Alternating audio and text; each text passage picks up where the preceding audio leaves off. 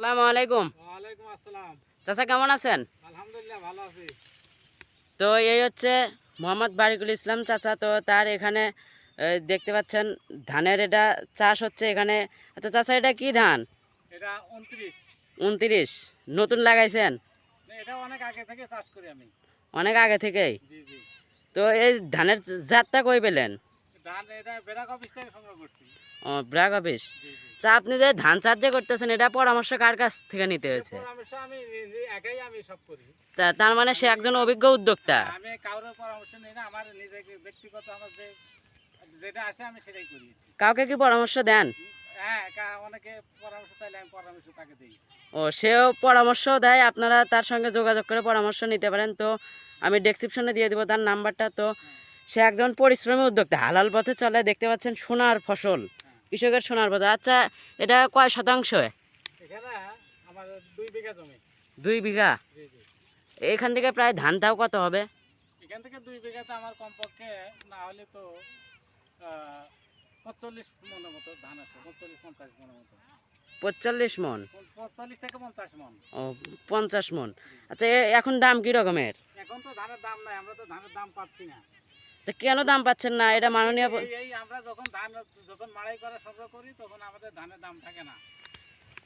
মাননীয় প্রধানমন্ত্রীর কাছে কি আপনার কোনো আবদার আছে? আমার মাননীয় প্রধানমন্ত্রীর কাছে আমার আবদার যে মাননীয় প্রধানমন্ত্রী, আমরা কৃষক মানুষ, আমাদের আপনার সহযোগিতা চাই এবং আমরা যে ধান চাষ করি এতে আমাদের ধান 1500-2000 টাকা বিক্রি করলে আমাদের কিছু থাকবে। তাছাড়া আমাদের এই 1000-1200 টাকা ধান বিক্রি করে আমাদের কিছু থাকবে না। ওষুধপাতির তো দাম অনেক। ওষুধপাতি অনেক দাম। আমি 6 বার ওষুধ দিয়েছি ধানে। কত টাকা খরচ হয়েছে? ওষুধের 6-7 হাজার টাকার মতো খরচ হয়েছে। আচ্ছা, এটা কি কারণে ওষুধ দেওয়া হয়েছে? ওষুধ দেওয়া হয় ওই যে ধান খোল ফসা ধরে, মাঝে পোকা ধরে, পাতা জড়া পোকা ধরে। এটা কি এখন কি খোলার পরে কারেন্ট পোকা ধরছিল, দুইবার ওষুধ দিয়েছি কারেন্ট পোকার। এটা কি এখন কি কাটবেন? হ্যাঁ, এখন কেটে ফেলাবো। কাটতেছেন তাহলে? জি জি। আচ্ছা, আপনার কিছু কি আবদার কি আর আছে যে ধানের দাম বা ওষুধের দাম যদি একটু কমতো? আবদার কথা হলো এই বর্তমানে ধান চাষ করে আমরা লাভবান হচ্ছি না।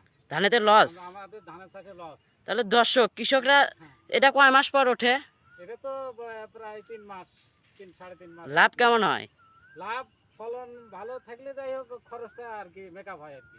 তাহলে খরচটা যদি মেকআপ হয়, তাদের পরিবার, এত বড় একটা পরিবার কেমন করে চলে? তো পরিবার ছাড়া ধান চাষে আমরা লাভবান হচ্ছি না। এই মাত্র খরচটা যদি ওঠে তাহলে খালি নাড়াচড়াই হচ্ছে তাদের। আর আমরা কৃষক, আমাদের ধান চাষে আমাদের নাড়াচাড়াই সার, আমরা ধান চাষে লাভবান হচ্ছি না। মানে তারা লাভবান হতে পারছে না কেন? কৃষকদের এত অফিস রুমে বসে থেকে মাসে 1 লাখ 1.5 লাখ টাকা ইনকাম করছে এসির মাধ্যমে, আর তারা ঝড় বৃষ্টি রোদ কিছুই মানে না, তাদেরকে এত পরিশ্রম করে তবুও লাভ আসতেছে না। কেন আসতেছে না? এটা হলো মাননীয় প্রধানমন্ত্রীর কাছে বেশি আবদার। তো তাছাড়া আর কিছু বলবেন? আমার বলা যে মাননীয় প্রধানমন্ত্রী এবং মন্ত্রী মহোদয়দের কাছে আমাদের যে আমরা কৃষক, আমরা সরকারি থেকে কোনো সুযোগ সুবিধা পাই না। এগুলো যদি এসে থাকে কোথায় কোনে নিয়ে যায় জানি না। আমি কৃষক, আমি সরকারি ভাবে কোনো সুযোগ সুবিধা আমি পাই নাই। ও, পাননি?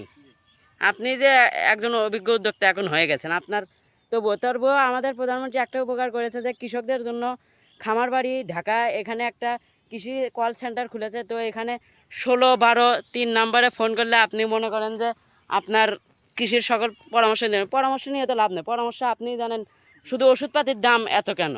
ওষুধপাতির দাম কিনবে, সব জিনিসের দাম বেশি। ওষুধের দোকানদাররা বলে যে না, সব জিনিসের দাম বেশি। কারণ ওষুধের দোকানদারদেরও তো কোনো নাই, কারণ হচ্ছে কোম্পানি যদি না করে, দাম বাড়াচ্ছে।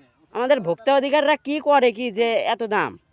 ওষুধের দোকানদাররা বলে যে দাম বেড়ে গেছে, আমাদের ওষুধের আর কম দামে কোনো জিনিস নাই, কারণ সব জিনিসের দাম বাড়ছে, ওষুধের দাম বাড়ছে।